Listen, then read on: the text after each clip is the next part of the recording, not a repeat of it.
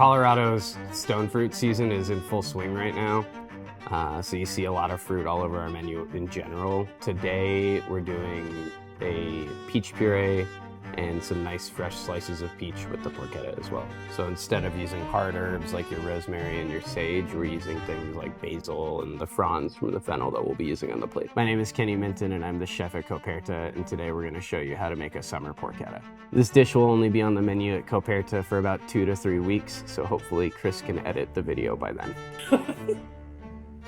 Porchetta is a dish that you traditionally find in Rome and throughout southern Italy. Traditionally, it's the pork loin that gets opened up with the belly that's still attached, and then you rub it with your herbs and some fennel pollen, a little bit of garlic, and then you roll all of that up and you slow roast it until it's nice and crispy and tender, and you slice it into pieces. You find it all over the streets of Rome. You literally just kind of walk up and say you want like this much of a slice.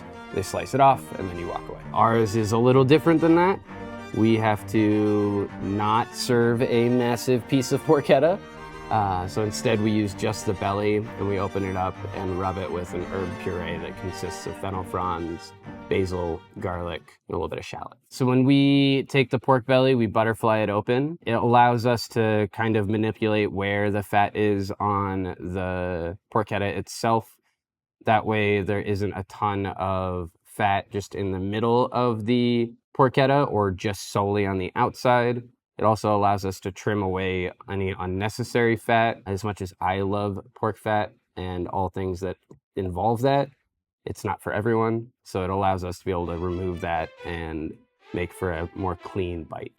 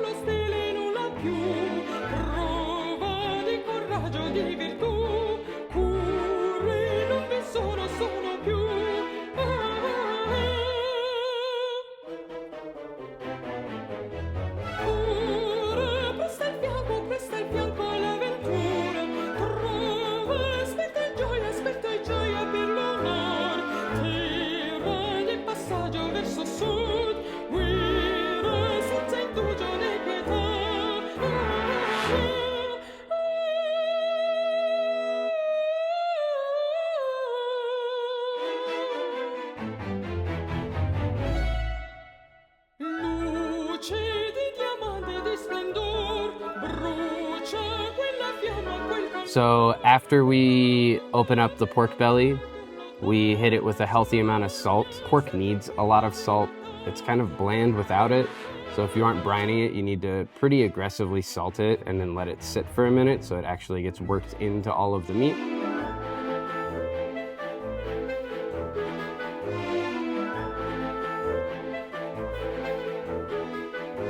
While that's sitting, we'll get our herb puree going.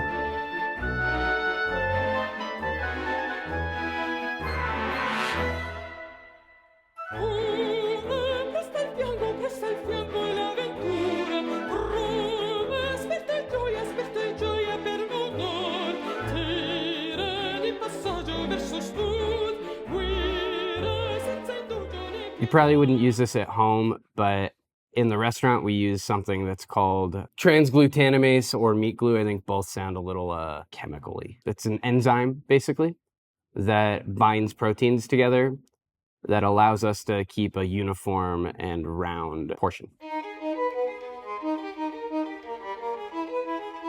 And we'll rub that on it.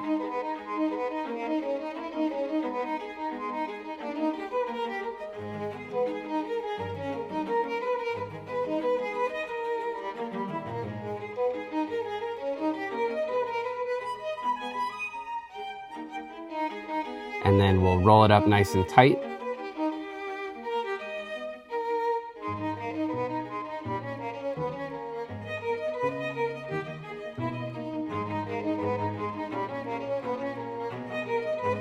Whenever I'm tying something down that needs to be stuffed, I like to start at the ends. So I'll take 2 pieces of butcher's twine and I'll double loop it. That way I don't have to use a third arm to hold down the actual piece so that the knot stays in place. So we'll tie off the ends first so that everything doesn't squeeze out of it, and then we work our way to the middle. That way our puree stays in the porchetta instead of being squeezed out.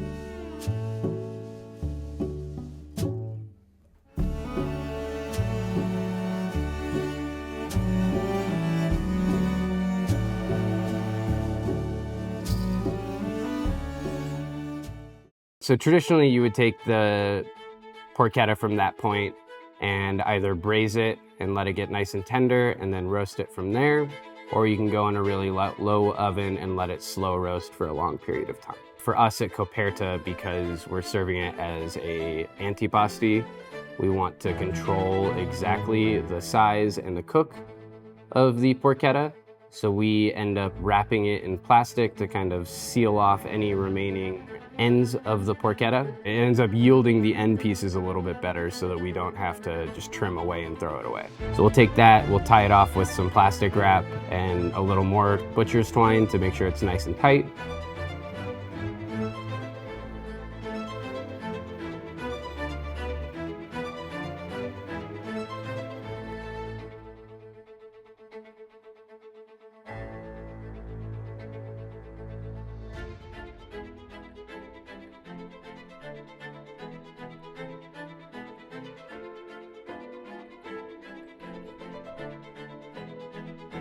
We'll let that sit overnight and marinate and kind of all come together. And then we'll put it into a bag and we'll sous vide it at 145 degrees for 8 hours. From there, we'll ice it down and it allows us to portion out nice uniform round discs or medallions to be able to serve on the plate. Again, traditionally you would take it from that point, dry it off and roast it. But since we're serving it at the restaurant, we take it from there and we sear it on one side so it stays nice and caramelized on one and you get that nice crispy pork belly, but still nice and tender and juicy on the inside.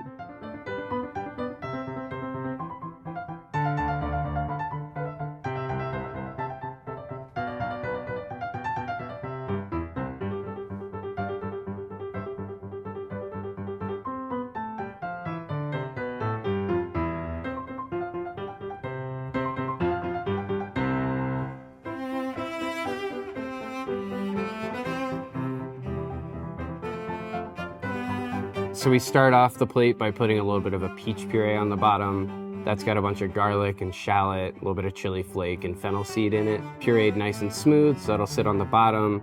We'll put our porchetta on top of that.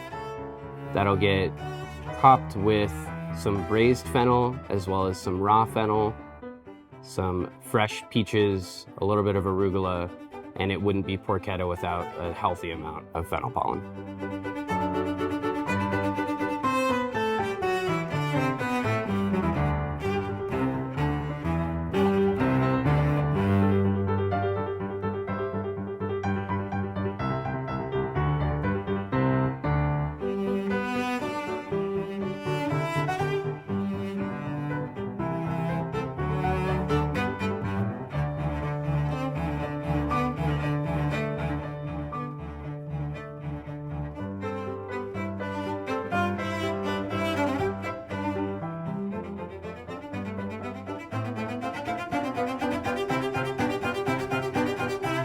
It's a pretty seasonally versatile dish. You can kind of implement and substitute any form of vegetable that you want to go with it. So when corn's in season, come the end of July through September, you can use corn, you can use peppers, you can use eggplant. There's just a vast amount of vegetables that you can use to go with your porchetta. So as long as you have the technique down as the porchetta itself, you can kind of substitute wherever you want. It makes a great breakfast, it makes a great sandwich for lunch, or a nice piece of meat for dinner.